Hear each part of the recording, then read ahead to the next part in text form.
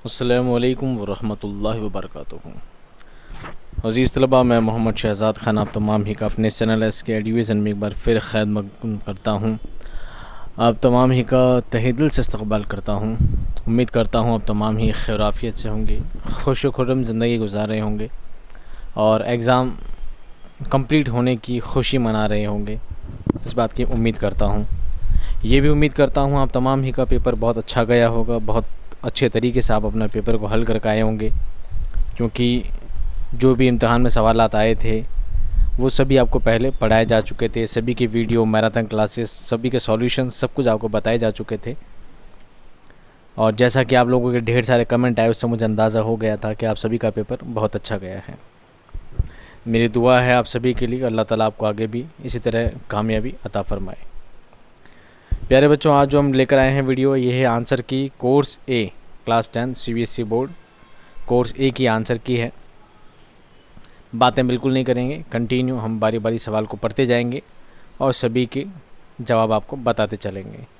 सबसे पहले हिदायत है, हिदायत पर आपने अमल किया ही होगा। फिर आपको पैसेज दिया गया है 10 नंबर का। क्या दिया गया है? पैसेज 10 नंबर का। 5-5 नंबर के 2 हैं, एक अनसीन है, एक सीन है। आइए, पैसेज को पढ़ने से कोई सेंस नहीं है, सीधे हम सवालों की जानिब चलते हैं। पहला सवाल है, लोकगीत किसे कहते हैं? लोकगीत किसे कहते हैं? ये रहा आपका पैसेज।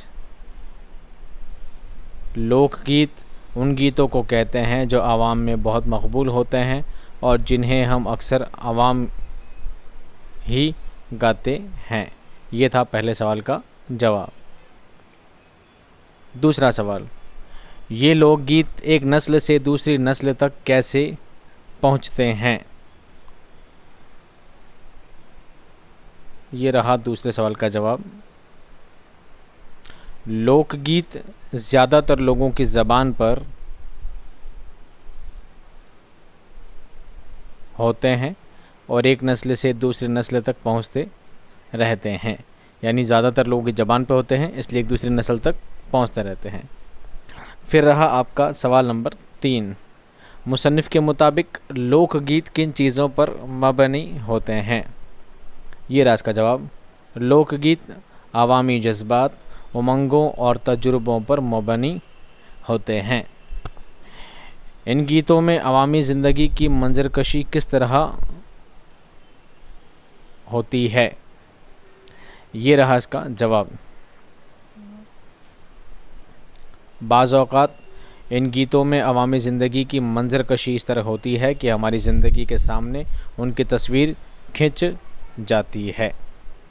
इक़्तिबास में जज्बा और तजुर्बा की जमा तलाश करें।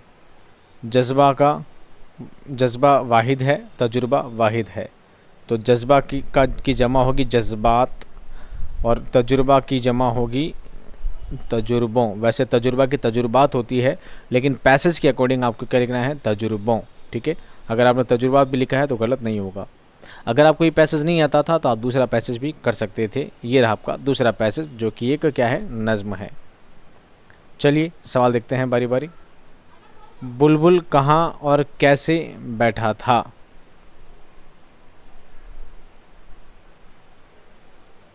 टहनी पे किसी शजर की तनहा बुलबुल था कोई उदास बैठा। बुलबुल कहाँ बैठा था? बुलबुल किसी पेड़ की टहनी पर बैठा था। शजर अरबी का लफ्ज़ है पेड़।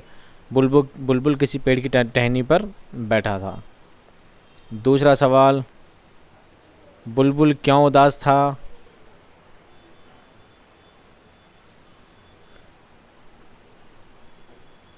कहता था कि रात सर पे आई, उड़ने चुगने में दिन गुजारा, पहुँचूँ कैसे किस तरह आशियाँ तक, हर चीज़ पे अच्छा गया अंधेरा। जुगनू क्यों उदास था? क्योंकि अंधेरा हो गया था, शाम होने को आई थी, अंधेरा हो चुका था और वो अपने आशियाने तक यानी अपने घोंसले तक कैसे पहुँचे, उसे इस बात का क्या सता रहा था? डर सता रहा था, इसलिए वो क्या था? उदास था। सवाल नंबर 3, शायर ने अच्छे लोगों की क्या पहचान बताई है? हैं लोग वही जहाँ में अच्छे आते हैं जो काम दूसरों के।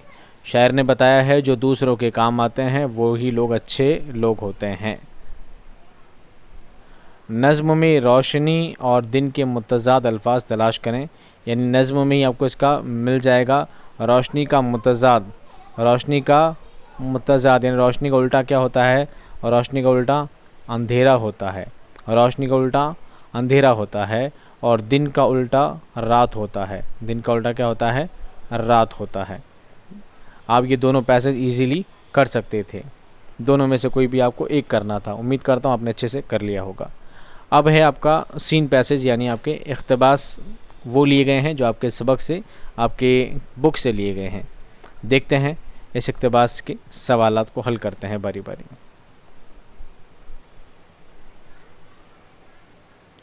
मंदरजा झेल मंदरजा बाला इख्तिबास किस सबक से लिया गया है? पहले हम पढ़ते हैं।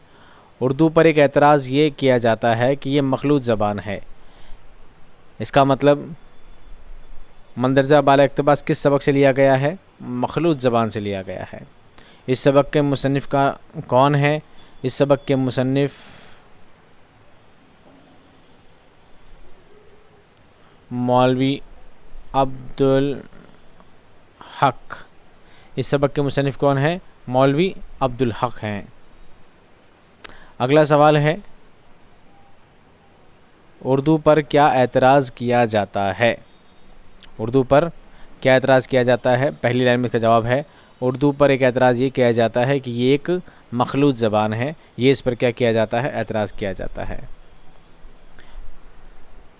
दुनिया में कोई ज़बान खालिस क्यों नहीं है?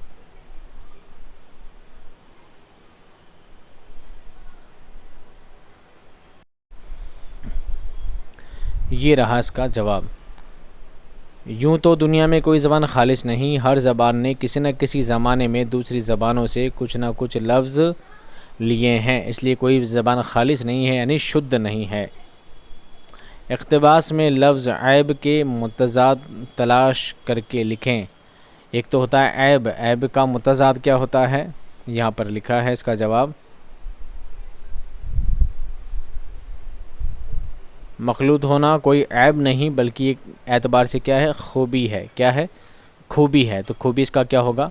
मुतज़ाद होगा। उम्मीद करता हूँ आपने इजीली कर लिया होगा। ये नहीं आता है तो आपके पास दूसरा पैसेज भी, आपके पास दूसरा ऑप्शन भी है। मंदरजा वाला इक़्तिबास किस नज़्म से लिया गया है? क्या शाम पड़े गलियों में वही दिलचस्प अंधेरा होता है। तो ये कौन सी नज़्म है? ओ देश से आने वाले बता, ओ देश से आने वाले बता वाली नज़्म है। इसका दूसरा सवाल है, इस नज़्म के शायर कौन हैं? इस नज़्म के शायर अख्तर शीरानी हैं। इस नज़्म के शायर अख्तर शीरानी हैं। ठीक है। अगला सवाल है, शायर ये बात किससे पूछ रहा है? तो शायर ये बात किससे पूछ रहा है? क्या शाम पड़े गलियों में वही दिलचस्प अंधेरा होता है और सड़कों की धुंधली शमओं पर सायों का बसेरा होता है, बागों की घनेरी शाखों में जिस तरह सवेरा होता है, ओ देश से आने वाले बता। तो शायर ये बात किससे पूछ रहा है? ओ देश से आने वाले बता, अपने देश से आने वाले अपने साथी से ये बात पूछ रहा है। इक़्तिबास की मदद से खाली जगह पुर कीजिए। खाली जगह क्या है? देखिए, शायर ने अंधेरे को दिलचस्प कहा, इस तरह शमों को खाली जगह और शाखों को बताया है। शायर ने शमों को क्या बताया है? शायर ने शमों को बताया है धुंधली और शाखों को बताया है घनेरी। तो एक में तो आएगा धुंधली, दूसरे में आएगा घनेरी। ठीक है। अगला सवाल है, लफ्ज़ गलियों के आखिर में वाव और नून गुन्ना हटाने से उसका वाहिद गली बन जाता है। तो इक़्तिबास में ऐसे ही दो अल्फाज के तलाश करें और वाहिद लिखें। यानी गलियों से क्या बनता है? गली। गलियों से क्या बनता है? गली। गलियों बहुवचन है यानी जमा है और गली क्या है? वाहिद है। तो गलियों से क्या बनता है? गली। ऐसे ही दो लफ्ज़ और ढूंढने हैं इसी नज़्म में। शमओं से बनेगी शमा, गलियों से बन गई गली, शमों से बन गई शमा, शाखों से बन गई शाख। शमओं से क्या बनती है? शमा बनती है। शाखों से क्या बनती है? शाख बनती है। बड़ा इजीली था, आपको नून गुन्ना और वाव हटाना था और आपका इजीली इसका जवाब हो जाता। अगला सवाल देखिए, दर्ज जल में से कोई एक कीजिए। अपने दोस्त को ख़त लिख कर ईद उल फित्र की मुबारकबाद दीजिए। मैंने ख़त लिखना आपको बताया था, हालांकि बहुत बच्चों ने ज़िद की थी, नहीं सर लेटर तो नहीं आएगा, एप्लीकेशन तो नहीं आएगी, पर मैंने बार बार कहा था प्लीज़ एक बार देख लीजिए, समझ लीजिए, बिल्कुल हो सकता है एग्ज़ाम में आ जाए। मैंने मैराथन क्लास में भी करवाया था। दूसरा, अपनी बहन की शादी के सबब स्कूल से 2 दिन की रुखसती के लिए प्रिंसिपल का नाम दरख्वास्त लिखिए। और मैंने बोला भी था कि बहन की शादी वाली छुट्टी की अर्जी आएगी, ज़रूर आएगी, आप इसे एक बार ज़रूर देख लेना। और ये आ गई। आगे देखो, मैं इसको इन दोनों का आंसर आपको बाद में बताता हूँ, ठीक है। वीडियो में लेके चलूँगा, आपको वहाँ डायरेक्टली बताऊँगा कि क्या इसका जवाब था, मैंने क्या बताया था। मुहावरों और कहावतों में से कोई 3 लिखने हैं, उनके जुमले में इस्तेमाल करना है। जान से बेजार होना यानी जान से हाथ धोना, यानी जान से हाथ धोना। हाथ ना लगाना यानी दूर होना, गुरैज़ करना। दूर होना यानी गुरैज़ करना। किसी पर तवज्जो ना देना, क्या होता है? तवज्जो ना देना। खातिर में ना लाना, बहुत इसके मतलब होते हैं। आंखें भर आना यानी आप दीदा होना, गमगीन होना, ठीक है, गमगीन होना, दुखी होना। नाच ना जाने आंगन टेढ़ा, ये कहावत है। इसका मतलब होता है कि नालायक इंसान का किसी चीज़ में उज़्र निकालना, नालायक इंसान का किसी चीज़ में उज़्र निकालना। या यूँ हो सकता है कि ख़ुद कोई काम ना जानना और दूसरे काम में नुक्स निकालना, दूसरे काम में नुक्स निकालना। जिस काम को खुद नहीं जानता हो उस काम में नुक्स निकालना कहलाता है नाच ना जाने आंगन टेढ़ा। खुदा की लाठी में आवाज़ नहीं, यानी खुदा की लाठी में, खुदा के अज़ाब में, खुदा की हिकमत में कोई आवाज़ नहीं है, यानी जब होना होता है वो हो जाता है। जैसी करनी वैसी भरनी, इसको बोलते हैं टिट फॉर टैट, यानी बुरे काम का बुरा ही नतीजा होता है, अच्छा नतीजा कभी भी नहीं होता है। अगला देखिए सवाल नंबर 5, मिसरा, काफ़िया, रदीफ़ और शेर, इसको पूरा करना है। वो कलाम जिसमें लफ्ज़ों की एक ऐसी ख़ास तरतीब यानी मौज़वियत हो और उससे बेनग़म उससे लय, नगमगी, आहंग और असर पैदा हो जाए, कहलाता है, क्या कहलाता है? शेर कहलाता है। शेर के 2 हिस्से होते हैं, हर हिस्सा कहलाता है, क्या कहलाता है? मिसरा कहलाता है। वो लफ्ज़ जो यकसां आवाज़ पर ख़त्म होते हैं उन्हें कहते हैं, क्या कहते हैं? काफ़िया कहते हैं। आम तौर पर अशार में काफ़िए के बाद जो लफ्ज़ या अल्फाज दोहराए जाते हैं उन्हें कहते हैं, क्या कहते हैं? रदीफ़ कहते हैं। आप इनको ढंग से पढ़ते तो आपको इनको सवालों में इनके क्या जवाब मिल जाते। छठा सवाल, मतला या हुस्न मतला की तारीफ़ लिखें और मिसाल भी दीजिए। इसका जवाब मैं आपको नोट्स पे लेके चलता हूँ, वहाँ ले जाकर दिखाऊंगा कि मैंने आपको बताया था कि नहीं बताया था। नज़्म या ड्रामा के बारे में तफसील से लिखिए, ये भी मैंने आपको बताया था। कहाँ बताया था? अभी बताते हैं, थोड़ी देर इंतज़ार कीजिए। अफसाना सखी या मन का तोता में किसी एक सबक का खुलासा लिखिए, और ये भी मैंने आपको बताया था। सुल्तान को ज़ैबू खाला का बाहर जाने पर टोकना क्यों बुरा लगता है, ये भी मैंने आपको बताया था। अब बताया था, कहाँ बताया था? सबसे पहले मतला, हुस्न मतला, ये मैं आपको बताता हूँ, 1 सेकंड। तो ये रहा आपका जवाब, मतला और हुस्न मतला किसे कहते हैं। ये मैंने आपको मैराथन क्लास कराई थी, उसमें मैंने आपको ये बताया था, इस सवाल जवाब बताए थे और कहा था सवाल ज़रूर आएगा। क्या था इसका जवाब, देख लीजिए। मतला अरबी ज़बान का लफ्ज़ है। मतला का लगवी माना तुलू होने के हैं। मतला के इस्तिलाही माना गज़ल या कसीदे का पहला शेर है जिसके दोनों मिसरे हम काफ़िया हों। मतला के बाद आने वाले दूसरे शेर के दोनों मिसरे भी हम काफ़िया हों तो उसको मतला सानी कहते हैं, कहेंगे। मतला सानी को हुस्न मतला भी कहते हैं। गज़ल के अलावा कसीदा वो सिन्फ़ शायरी है जिसका पहला शेर मतला कहलाता है, शर्त दोनों मिसरे हम काफ़िया हों।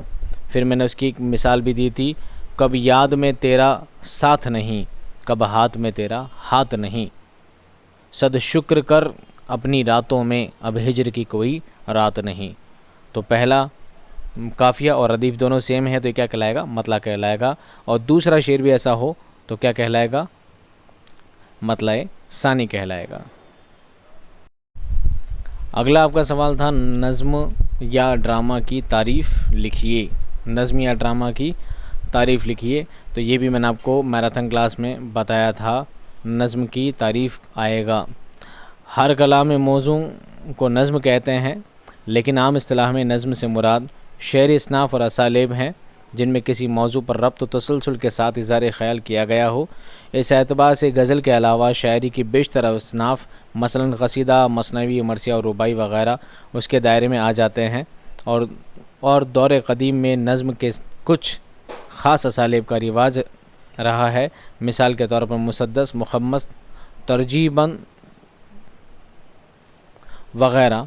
इन कदीम असनाफ़ और असालिब नज़्म ने के फ़नी आदाब और उसूल इतने सख्त थे कि इनमें किसी शायर को इस्तिलाह व तरमीम की जुर्अत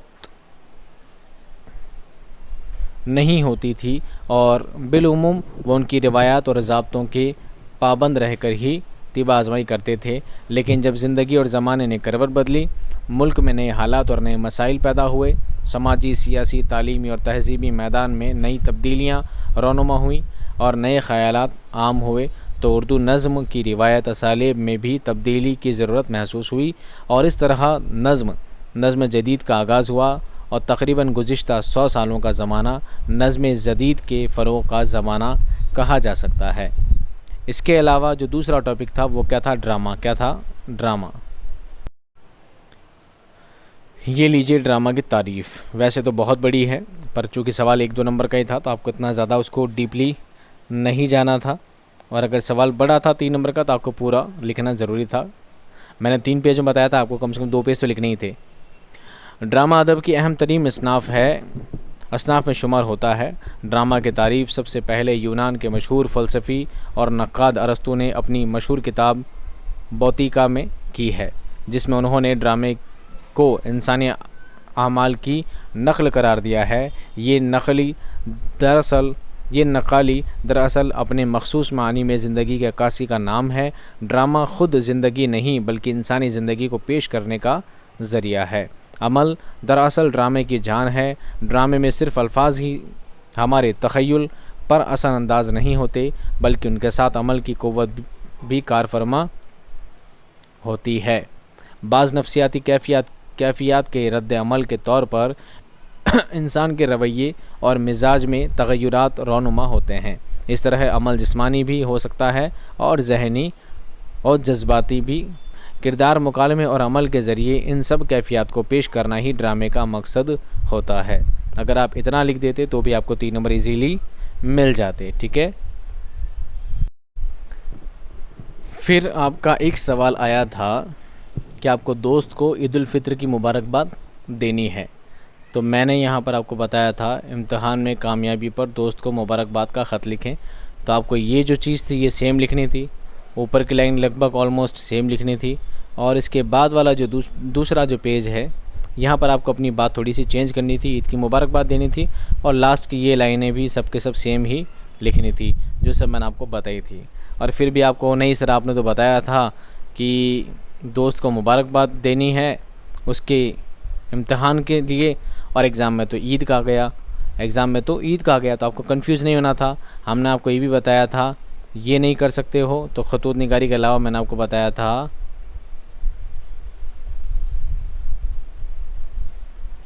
छुट्टी की दरख्वास्त बावजह बहन की शादी। बोलो ऐसा कैसा आया कि नहीं आया? बोलिए ऐसा कैसा आया कि नहीं आया? आया ना, बिल्कुल ऐसा। चलिए, तो आप ये भी लिख सकते थे। बख़िदमत जनाब प्रिंसिपल साहब, गवर्नमेंट सेकेंडरी स्कूल जोधपुर। आप इसके लिए कुछ भी नाम लिख सकते थे। मोहतरम जनाब, मुअद्दबाना गुज़ारिश खिदमत यूँ है कि मैं आपके स्कूल की 10वीं जमात का तालिब इल्म हूँ। मुझे अजमेर जाना है क्योंकि मेरी बहन की शादी है और मेरा जाना बहुत ज़्यादा ज़रूरी है। वहाँ का इंतज़ाम, घर की सफाई, सजावट वगैरह सब मेरे ज़िम्मे है, इसलिए मुझे 3 दिन बरोज़ 12 जनवरी से 15 जनवरी 2022 तक की छुट्टी देने की मेहरबानी करें। आपकी ऐन नवाजिश होगी, शुक्रिया। मौर्रिखा उस दिन की तारीख़ डाल देनी थी। आपका फरमाबरदार मोहम्मद ज़की। आप कोई भी नाम यहाँ पे लिख सकते थे और कोई भी तारीख़ यहाँ पे आप डाल सकते थे इजीली, आराम से इसका जवाब हो जाता और आपको पूरे में से पूरे नंबर मिल जाते। अब हम आ गए हैं हमारे वापस पेपर पे कुछ सवालों को और हल करने के लिए। आपका जो सवाल नंबर 8 था उसमें से कोई एक सवाल का आपको जवाब देना था, और जो 9वां सवाल था उसमें से कोई एक का जवाब आपको देना था। अफसाना सखी या मन का तोता में किसी एक का खुलासा लिखें। अब ये पूरा चैप्टर का आपको खुलासा लिखना था, बहुत बड़ा था, इसलिए मैंने आपको पढ़ के बता देता हूँ। मैराथन क्लास जो आपकी ली थी उसमें आप जाकर देख सकते हैं इसका जवाब। मैं पूरा पढ़ के अपना गला क्यों सुखाऊँ और वापस जवाब देने से कोई सेंस भी नहीं है, फिर भी बता देता हूँ आपको। और सुल्तान को ज़ैबू खाला का बाहर जाने पर क्यों टोकना बुरा लगता है, इसका हम आपको जवाब बताते हैं क्लास में चल के। मिर्ज़ा चपाती ने उर्दू ज़बान की किस्में बताई है, उनमें सिर्फ 2 के बारे में बताइए, कौन कौन सी किस्में बताई है। और एक सवाल था लखनऊ की सरजमीन के मुतालिक खाका निगार ने क्या बात कही है। ठीक है, तो अब हम चलते हैं हमारी वापस मैराथन क्लास में और देते हैं एक का जवाब। तो मेरे होनहार सपूतों, ये आ गए हम वापस हमारी किसमें, मैराथन क्लास में, जो हमने आपको फर्स्ट, सेकंड और थर्ड 3 पार्ट में हमने जो आपको बताई थी। ठीक है, ये रहा आपका सखी चैप्टर, ये रहा इसका पूरा खुलासा। ये क्या है, इसका खुलासा है। अब ये कितना बड़ा है देखिए। अब ये सखी चैप्टर का इस खुलासा है, ये चल रहा है 3, 4, 5, इतना बड़ा इसका।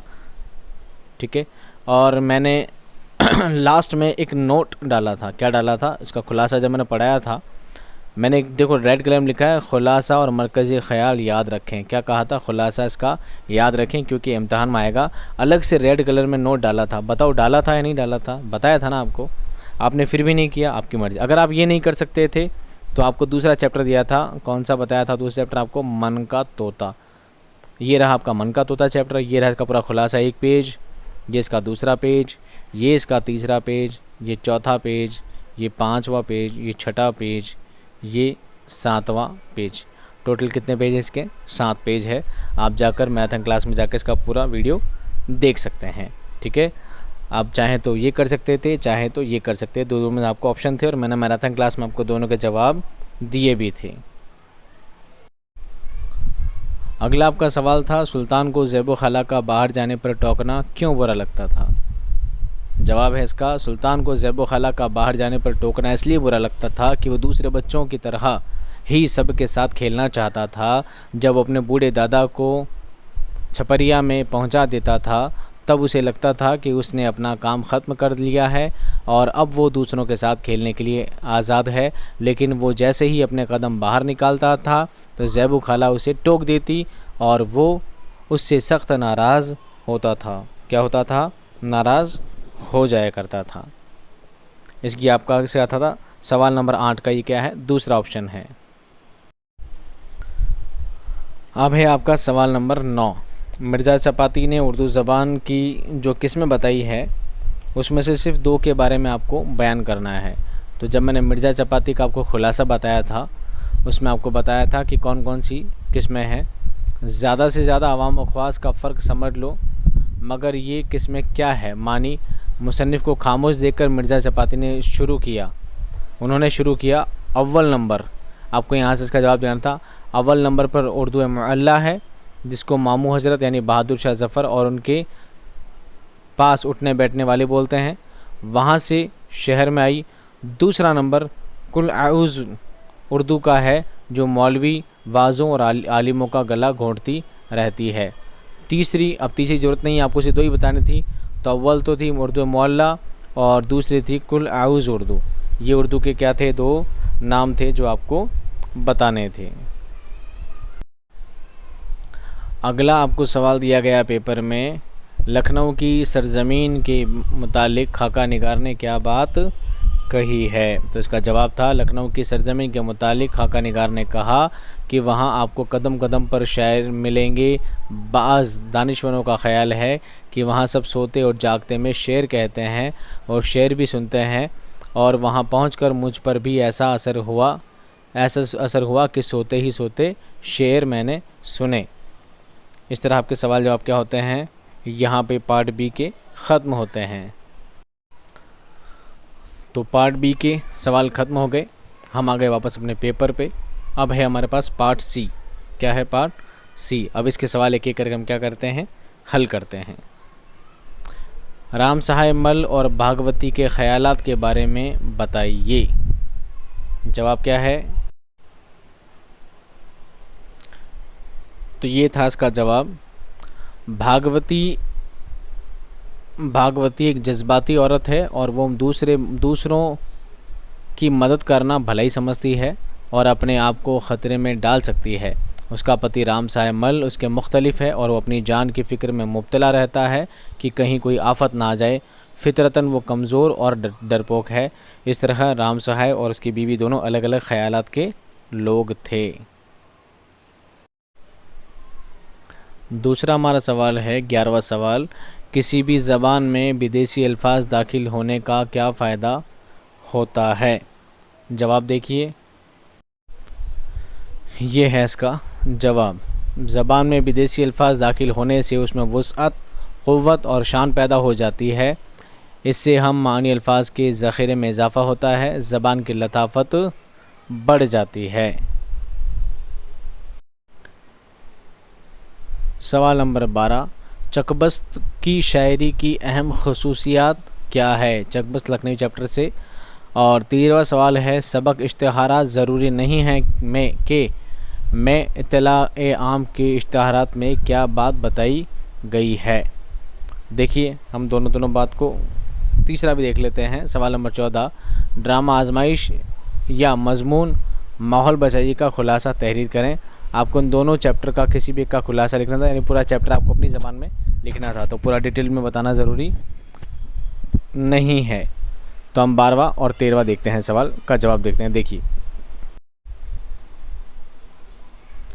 चकबस्त के कलाम की सबसे बड़ी ख़ुसूसियत क्या है? जवाब है, चकबस्त के कलाम की सबसे बड़ी ख़ुसूसियत उनकी वतन की मोहब्बत है। उनके कलाम में जो नज़में हैं वो ज़्यादातर वतन और हिब्ब वतन से ताल्लुक़ रखती हैं या ताल्लुक़ात रखती हैं। ठीक है, अगला आपका सवाल कैसा था? देखिए,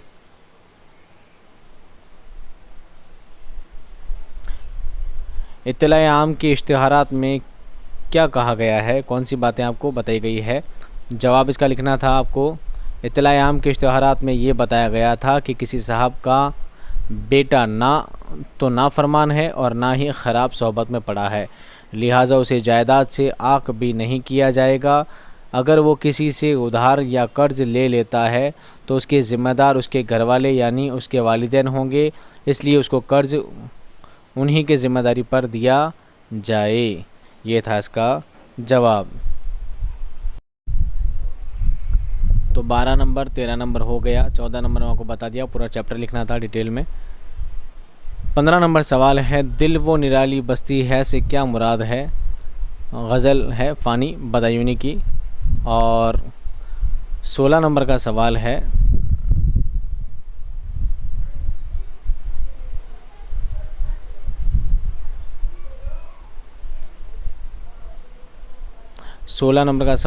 कामयाब दीद और महरूम दीद से शायर ने क्यों कहा है?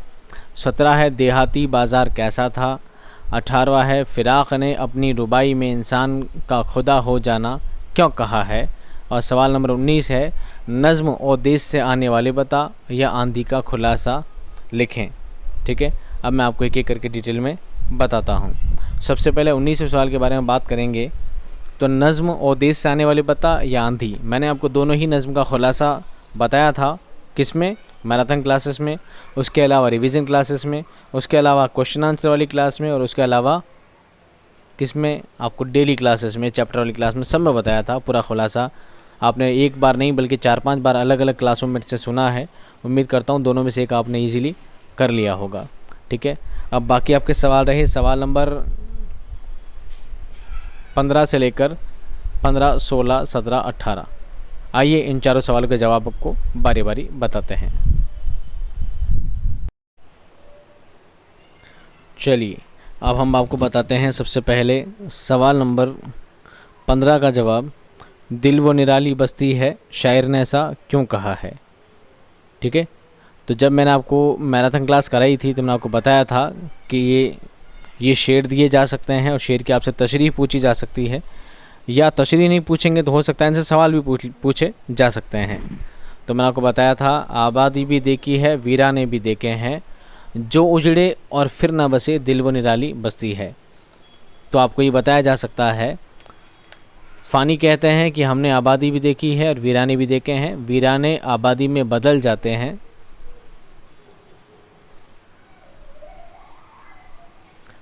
वीराने आबादी में बदल जाते हैं और आबादी वीराने में बदल जाती है, मगर दिल ऐसी निराली बस्ती है जो उजड़ जाए तो फिर नहीं बसती, इसलिए शायर ने दिल को निराली बस्ती कहा है।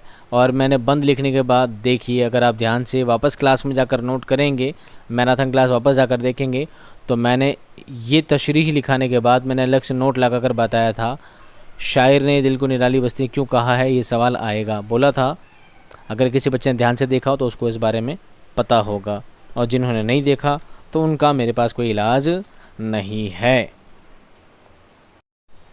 अगला आपका सवाल है सवाल नंबर 16, कामयाब दीद और महरूम दीद शायर ने क्यों कहा है।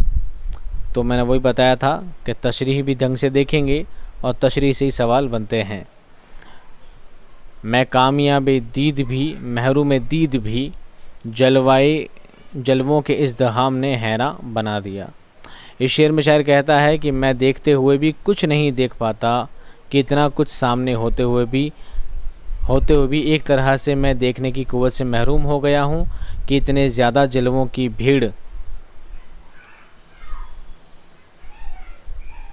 भीड़ भाड़ और मौजूदगी ने मुझे हैरत में मुब्तला कर दिया है।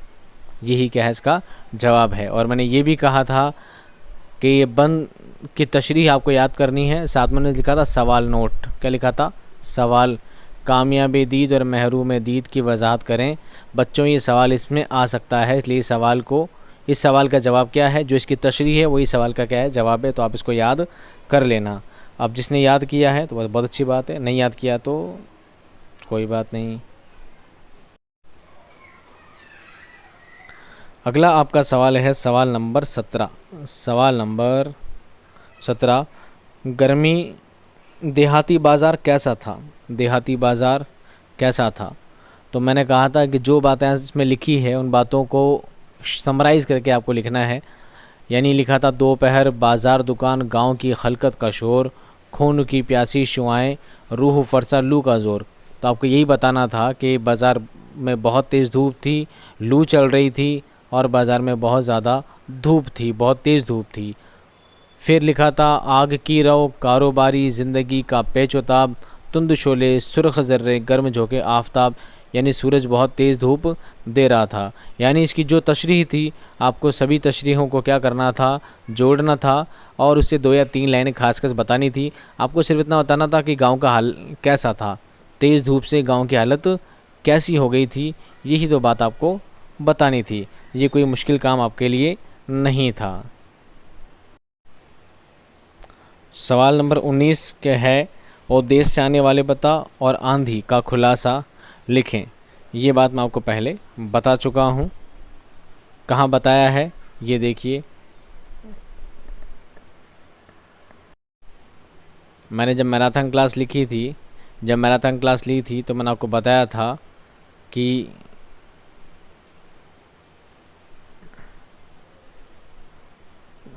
ये आपकी नज़म रही आंधी। कौन सी है, आंधी। और कहा था ये आंधी की जो तशरीह है, ये जो आंधी जो आपको नज़म दी गई है, इसकी जो तशरीह है, सभी तशरीह को क्या करेंगे, जॉइंट कर लेंगे, सभी तशरीह को अच्छी तरह से पढ़ लेंगे और इसी को वापस लिख देंगे। इसका 50% 60% लिख दोगे तो भी आपको नंबर मिल जाएंगे। और सबक के हवाले के रूप में या सबक के मुख्तसर तारुफ के रूप में या सबक के खुलासे के रूप में आपसे पूछा जा सकता है। दूसरा मैंने बोला था और देश से आने वाले बता। ये देखिए,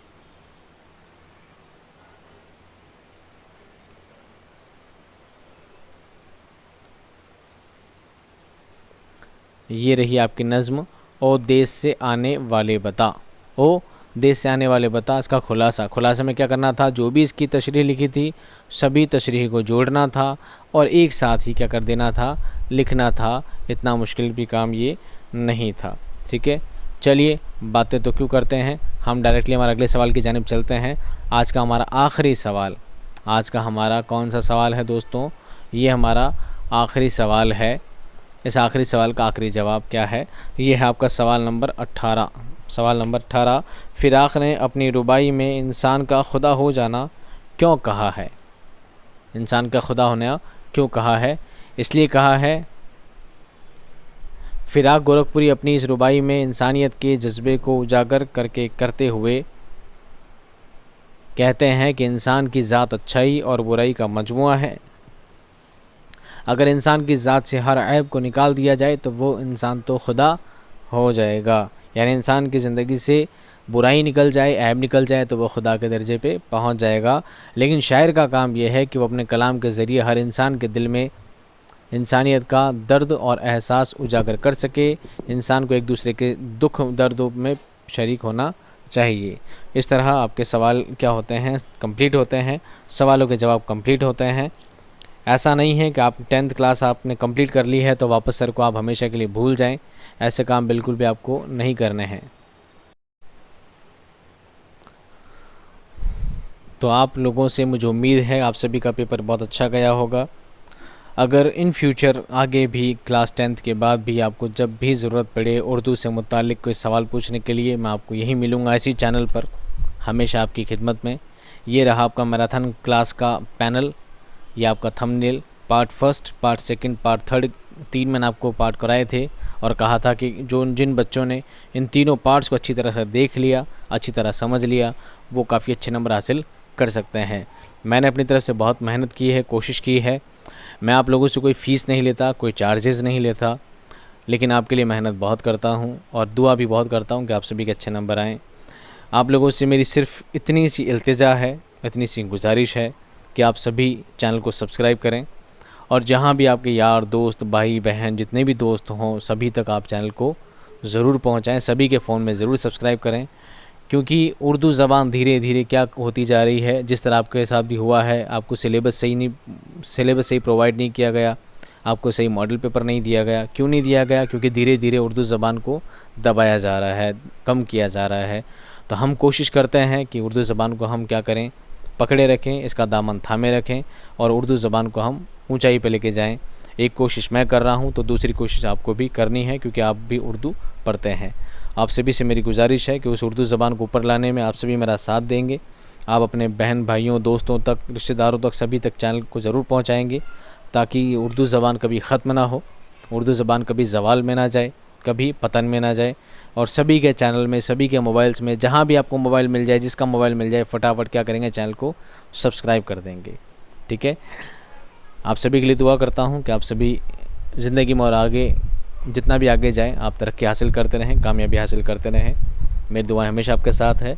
आप सब भी अच्छे मौक़ों पर, ख़ास मौक़ों पर जब भी दुआ में अपने हाथ उठाएं तो मुझे थोड़ा सा याद ज़रूर रखें। मैं मिलता हूँ आपको नेक्स्ट वीडियो में, ढेर सारे वीडियोज़ में आपके 11th क्लास के लिए। अगर आप उर्दू चूज़ करते हैं तो 11th क्लास में भी मैं आपको यहीं मिलूँगा। तब तक खुश रहिए, आबाद रहिए। खुदा हाफ़िज़।